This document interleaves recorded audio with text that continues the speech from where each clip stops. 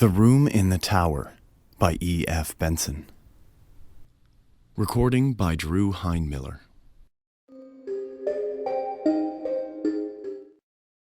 It is probable that everybody who is at all a constant dreamer has had at least one experience of an event or a sequence of circumstances which have come to his mind in sleep, being subsequently realized in the material world. But in my opinion, so far from this being a strange thing, it would be far odder if this fulfillment did not occasionally happen, since our dreams are, as a rule, concerned with people whom we know and places with which we are familiar, such as might very naturally occur in the awake and day-lit world. True, these dreams are often broken into by some absurd and fantastic incident, which puts them out of court in regard to their subsequent fulfillment, but on the mere calculation of chances, it does not appear in the least unlikely that a dream imagined by anyone who dreams constantly should occasionally come true. Not long ago, for instance, I experienced such a fulfillment of a dream which seems to me in no way remarkable, and have no kind of physical significance. The manner of it was as follows. A certain friend of mine, living abroad, is amiable enough to write to me about once in a fortnight. Thus, when 14 days or thereabouts have elapsed since I last heard from him, my mind, probably either consciously or subconsciously, is expectant of a letter from him. One night last week, I dreamed that as I was going upstairs to dress for dinner, I heard, as I often heard, the sound of the postman's knock on my front door, and diverted my direction downstairs instead. There, among other correspondence, was a letter from him. Thereafter the fantastic entered, for upon opening it I found inside the ace of diamonds, and scribbled across it in his well-known handwriting, "I am sending you this for safe custody. As you know, it is running an unreasonable risk to keep aces in Italy." The next evening, I was just preparing to go upstairs to dress when I heard the postman's knock, and I did precisely as I had done in my dream. There, among other letters, was one from my friend. Only it did not contain the ace of diamonds. Had it done so, I should have attached more weight to the matter, which as it stands seems to me a perfectly ordinary coincidence. No doubt I consciously or subconsciously expected a letter from him, and this suggested to me my dream. Similarly, the fact that my friend had not written to me for a fortnight suggested to him that he should do so. But occasionally it is not so easy to find such an explanation. And for the following story, I can find no explanation at all. It came out of the dark, and into the dark it has gone again. All my life I have been a habitual dreamer. The nights are few, that is to say, when I do not find on waking in the morning that some mental experience has been mine, and sometimes all night long apparently a series of the most dazzling adventures befall me. Almost without exception, these adventures are pleasant, though often merely trivial. It is of an exception that I am going to speak. It was when I was about 16 that a certain dream first came to me, and this is how it befell. It opened with my being set down at the door of a big red brick house, where I understood I was going to stay. The servant who opened the door told me that tea was being served in the garden, and led me through a low, dark-paneled hall, with a large open fireplace, onto a cheerful green lawn set round with flower beds. There were grouped about the tea table a small party of people, but they were all strangers to me except one, who was a schoolfellow called Jack Stone, clearly the son of the house, and he introduced me to his mother and father and a couple of sisters. I was, I remember, somewhat astonished to find myself here, for the boy in question was scarcely known to me, and I rather disliked what I knew of him. Moreover, he had left school nearly a year before. The afternoon was very hot, and an intolerable oppression reigned. On the far side of the lawn ran a red brick wall, with an iron gate in its center, outside of which stood a walnut tree. We sat in the shadow of the house opposite a row of long windows, inside which I could see a table with cloth laid, glimmering with glass and silver. This garden front of the house was very long, and at one end of it stood a tower of 3 stories which looked to me much older than the rest of the building. Before long, Mrs. Stone, who, like the rest of the party, had sat in absolute silence, said to me, "Jack will show you your room. I have given you the room in the tower." Quite inexplicably, my heart sank at her words. I felt as if I had known that I should have the room in the tower, and that it contained something dreadful and significant. Jack instantly got up, and I understood I had to follow him. In silence, we passed through the hall and mounted a great oak staircase with many corners, and arrived at a small landing with 2 doors set in it. He pushed one of these open for me to enter, and without coming in himself, closed it after me. Then I knew that my conjecture had been right. There was something awful in the room, and with the terror of nightmare growing swiftly and enveloping me, I awoke in a spasm of terror. Now, that dream, or variations on it, occurred to me intermittently for 15 years. Most often it came in exactly this form: the arrival, the tea laid out on the lawn, the deadly silence succeeded by that one deadly sentence, the mounting with Jack Stone up to the room in the tower where horror dwelt, and it always came to a close in the nightmare of terror at that which was in the room, though I never saw what it was. At other times I experienced variations on this same theme. Occasionally, for instance, we would be sitting at dinner in the dining room, into the windows of which I had looked on the first night when the dream of this house visited me, but wherever we were, there was the same silence, the same sense of dreadful oppression and foreboding. And the silence I knew would always be broken by Mrs. Stone saying to me, "Jack will show you your room. I have given you the room in the tower." Upon which, this was invariable, I had to follow him up the oak staircase with many corners and enter the place that I dreaded more and more each time that I visited it in sleep. Or again, I would find myself playing cards, still in silence, in a drawing room lit with immense chandeliers that gave a blinding illumination. What the game was, I have no idea. What I remember, with a sense of miserable anticipation, was that soon Mrs. Stone would get up and say to me, "Jack will show you your room. I have given you the room in the tower." This drawing room where we played cards was next to the dining room, and as I have said, was always brilliantly illuminated, whereas the rest of the house was full of dusk and shadows. And yet how often, in spite of those bouquets of lights, have I not pored over the cards that were dealt me, scarcely able for some reason to see them. Their designs, too, were strange. There were no red suits, but all were black, and among them there were certain cards which were black all over. I hated and dreaded those. As this dream continued to recur, I got to know the greater part of the house. There was a smoking room beyond the drawing room, at the end of the passage with a green baize door. It was always very dark there, and as often as I went there I passed somebody whom I could not see in the doorway coming out. Curious developments, too, took place in the characters that peopled the dream, as might happen to living persons. Mrs. Stone, for instance, who, when I first saw her, had been black-haired, became gray, and instead of rising briskly as she had done at first when she said, "Jack will show you your room. I have given you the room in the tower," got up very feebly, as if the strength was leaving her limbs.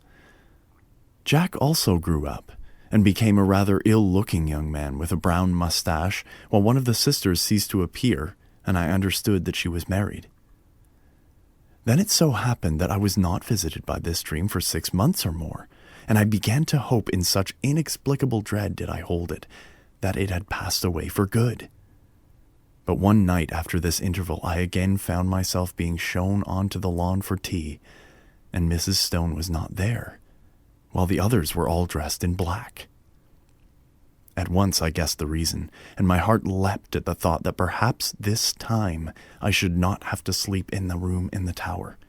And though we usually all sat in silence, on this occasion the sense of relief made me talk and laugh as I had never done.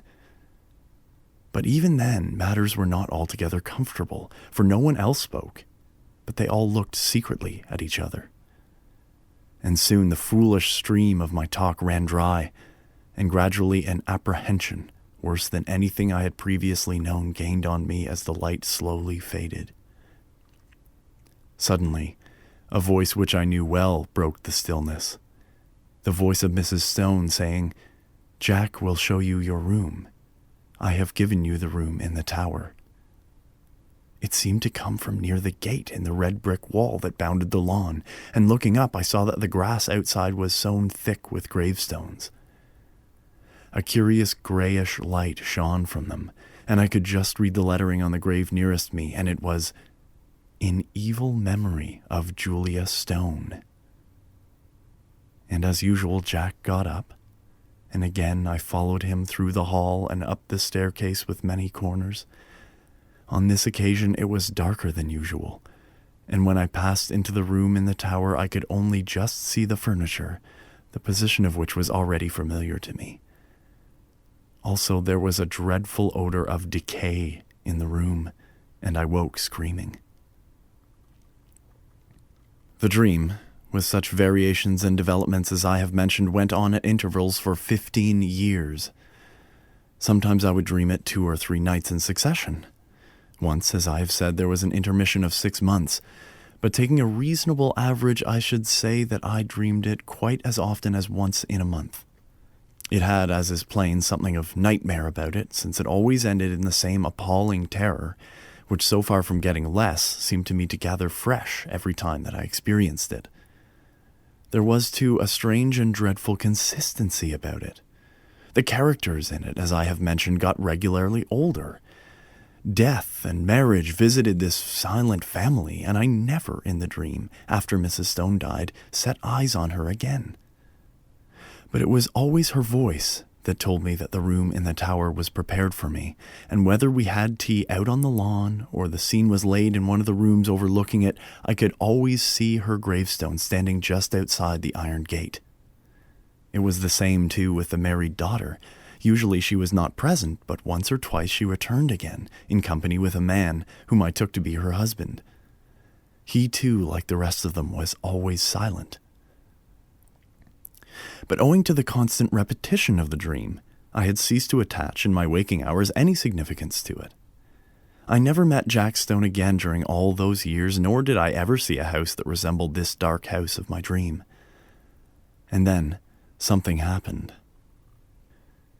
I had been in London in this year, up until the end of July, and during the first week in August went down to stay with a friend in a house he had taken for the summer months in the Ashdown Forest district of Sussex. I left London early, for John Clinton was to meet me at Forest Row Station, and we were going to spend the day golfing and go to his house in the evening. He had his motor with him, and we set off about 5 in the afternoon after a thoroughly delightful day for the drive, the distance being some 10 miles. As it was still so early, we did not have tea at the clubhouse, but waited till we should get home. As we drove, the weather, which up till then had been, though hot, deliciously fresh, seemed to me to alter in quality, and became very stagnant and oppressive. I felt that indefinable sense of ominous apprehension that I am accustomed to before thunder. John, however, did not share my views, attributing my loss of lightness to the fact that I had lost both my matches. Events proved, however, that I was right, though I do not think that the thunderstorm that broke that night was the sole cause of my depression. Our way lay through deep, high-banked lanes, and before we had gone very far I fell asleep and was only awakened by the stopping of the motor. And with a sudden thrill, partly of fear but chiefly of curiosity, I found myself standing in the doorway of my house of dream. We went, I half wondering whether or not I was dreaming still, through a low oak-paneled hall and out onto the lawn, where tea was laid in the shadow of the house. It was set in flower beds. A red brick wall with a gate in it bounded one side, and out beyond that was a space of rough grass with a walnut tree. The facade of the house was very long, and at one end stood a 3-storied tower, markedly older than the rest. Here for the moment all resemblance to the repeated dream ceased. There was no silent and somehow terrible family, but a large assembly of exceedingly cheerful persons, all of whom were known to me, and in spite of the horror with which the dream itself always filled me, I felt nothing of it now that the scene of it was thus reproduced before me. But I felt intensest curiosity as to what was going to happen. Tea pursued its cheerful course, and before long Mrs. Clinton got up, and at that moment I think I knew what she was going to say. She spoke to me, and what she said was, "Jack will show you your room. I have given you the room in the tower." At that, for half a second, the horror of the dream took hold of me again. But it quickly passed, and again I felt nothing more than the most intense curiosity. It was not very long before it was amply satisfied. John turned to me. "Right up at the top of the house," he said. "But I think you'll be comfortable. We're absolutely full up. Would you like to go and see it now?" "By Jove, I believe that you are right, and that we are going to have a thunderstorm. How dark it has become." I got up and followed him. We passed through the hall and up the perfectly familiar staircase. Then he opened the door and I went in. And at that moment, sheer unreasoning terror again possessed me. I did not know what I feared. I simply feared. Then, like a sudden recollection, when one remembers a name which has long escaped the memory, I knew what I feared. I feared Mrs. Stone, whose grave with the sinister inscription, "In evil memory," I had so often seen in my dream, just beyond the lawn which lay below my window. And then once more the fear passed so completely that I wondered what there was to fear. And I found myself sober and quiet and sane in the room in the tower, the name of which I had so often heard in my dreams and the scene of which was so familiar. I looked around it with a certain sense of proprietorship and found that nothing had been changed from the dream nights in which I knew it so well. Just to the left of the door was the bed, lengthways along the wall, with the head of it in the angle. In a line with it was the fireplace and a small bookcase. Opposite the door, the outer wall was pierced by two lattice-paned windows, between which stood the dressing table, while ranged along the fourth wall was the washing stand and a big cupboard. My luggage had already been unpacked, for the furniture of dressing and undressing lay orderly on the washstand and toilet table, while my dinner clothes were spread out on the coverlet of the bed. And then, with a sudden start of unexplained dismay, I saw that there were two rather conspicuous objects which I had not seen before in my dreams. One, a life-size oil painting of Mrs. Stone. The other, a black and white sketch of Jack Stone, representing him as he appeared to me only a week before in the last of the series of these repeated dreams, a rather secret and evil-looking man of about 30. His picture hung between the windows, looking straight across the room to the other portrait, which hung at the side of the bed. At that I looked next, and as I looked, I felt once more the horror of nightmare seize me. It represented Mrs. Stone, as I had seen her last in my dreams, old and withered and white-haired. But in spite of the evident feebleness of the body, a dreadful exuberance and vitality shone through the envelope of flesh, an exuberance wholly malign, a vitality that foamed and frothed with unimaginable evil. Evil beamed from the narrow, leering eyes. It laughed in the demon-like mouth. The whole face was instinct with some secret and appalling mirth. The hands, clasped together on the knee, seemed shaking with suppressed and nameless glee.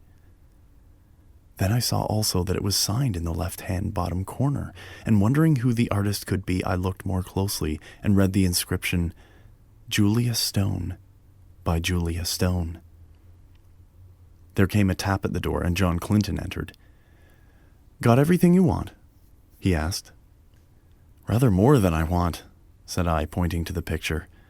He laughed. "Hard-featured old lady," he said. "By herself, too, I remember. Anyhow, she can't have flattered herself much." "But don't you see," said I, it's scarcely a human face at all. It's the face of some witch, some devil." He looked at it more closely.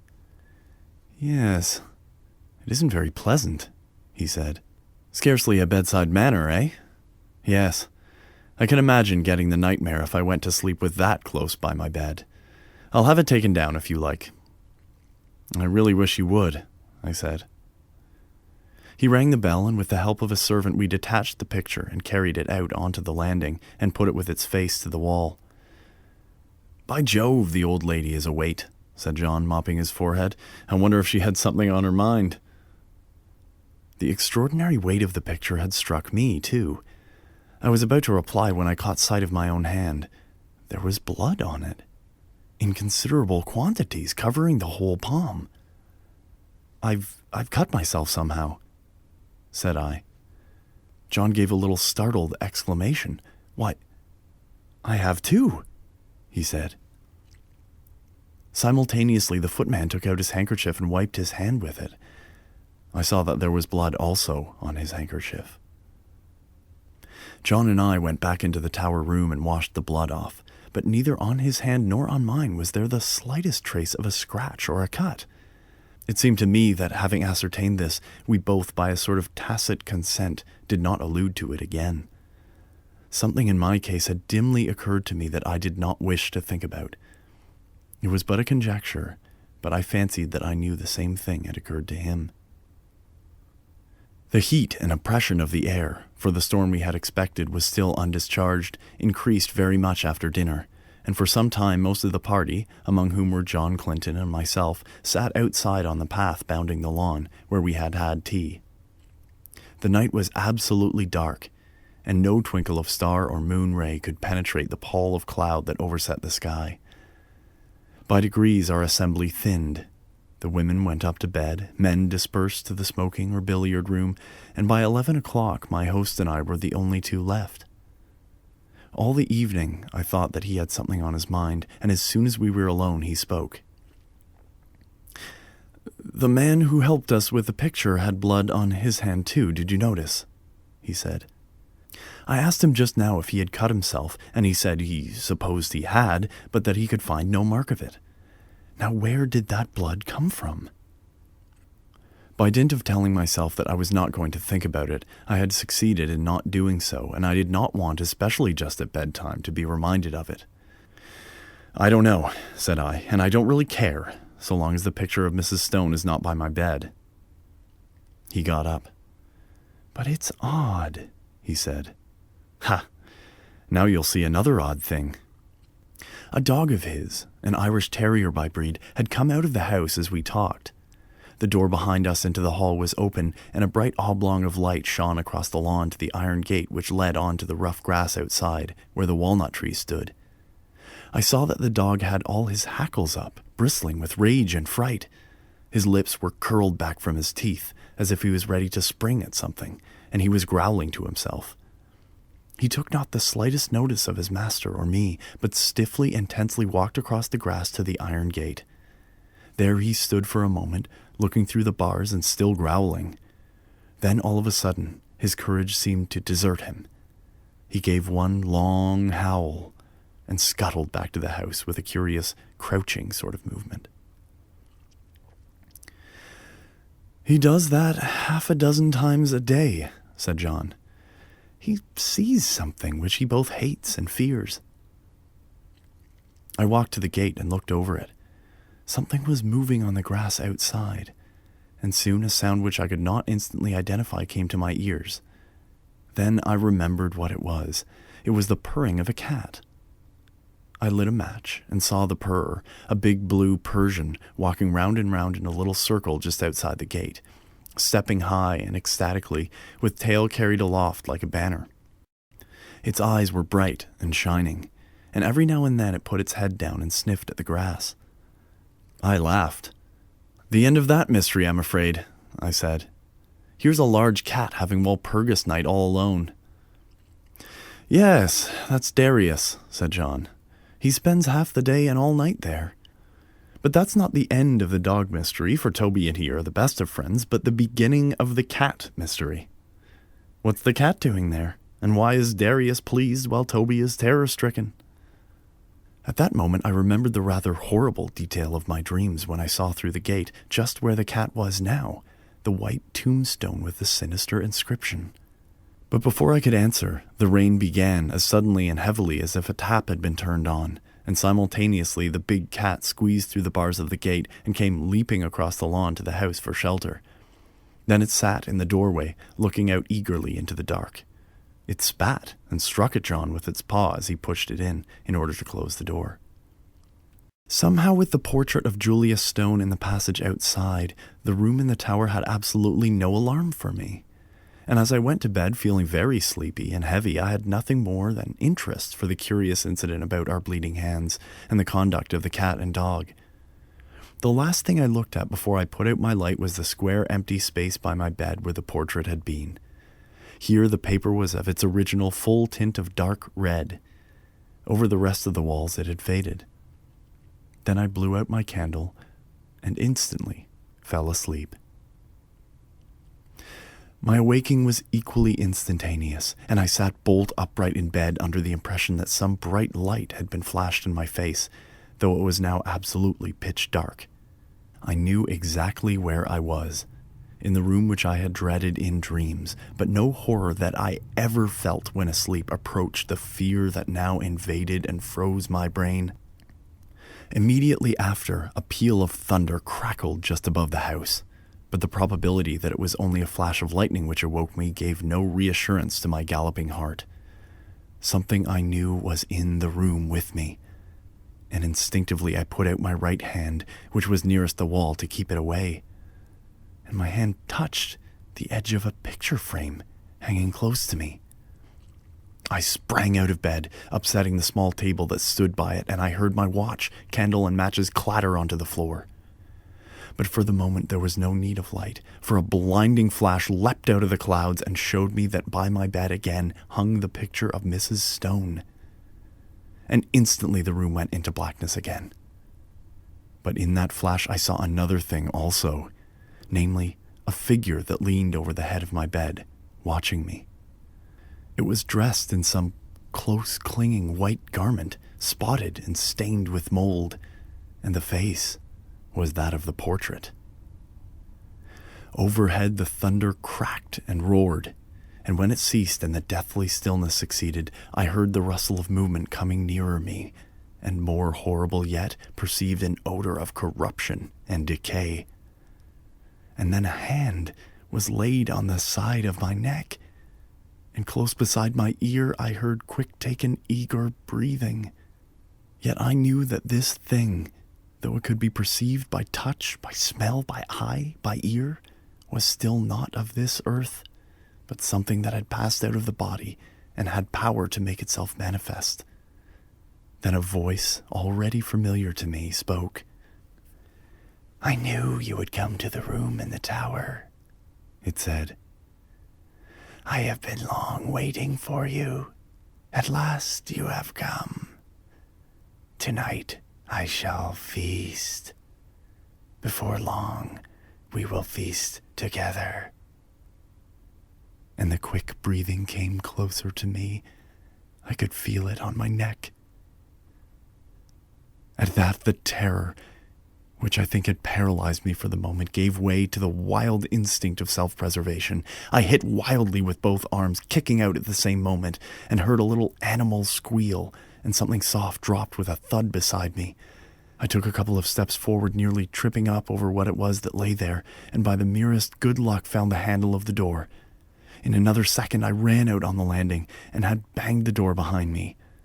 Almost at the same moment I heard a door open somewhere below, and John Clinton, candle in hand, came running upstairs. "What is it?" he said. I sleep just below you and heard a noise as if... Good heavens, there's blood on your shoulder." I stood there, so he told me afterwards, swaying from side to side, white as a sheet, with the mark on my shoulder as if a hand covered with blood had been laid there. "It's in there," I said, pointing. "She, the portrait is in there, too, hanging up on the place we took it from." At that he laughed. "My dear fellow, this is mere nightmare," he said. He pushed by me and opened the door, I standing there simply inert with terror, unable to stop him, unable to move. "Whew, what an awful smell," he said. Then there was silence. He had passed out of my sight behind the door. Next moment he came out again, as white as myself, and instantly shut it. "Yes, the portrait's there," he said. "And on the floor is a thing spotted with earth, like what they bury people in. Come away, quick, come away." How I got downstairs I hardly know. An awful shuddering and nausea of the spirit rather than of the flesh had seized me, and more than once he had to place my feet upon the steps, while every now and then he cast glances of terror and apprehension up the stairs. But in time we came to his dressing room on the floor below, and there I told him what I have here described. The sequel can be made short. Indeed, some of my readers have perhaps already guessed what it was, if they remember that inexplicable affair of the churchyard at West Folly some 8 years ago, where an attempt was made 3 times to bury the body of a certain woman who had committed suicide. On each occasion, the coffin was found in the course of a few days again protruding from the ground. After the 3rd attempt, in order that the thing should not be talked about, the body was buried elsewhere in unconsecrated ground. Where it was buried was just outside the iron gate of the garden belonging to the house where this woman had lived.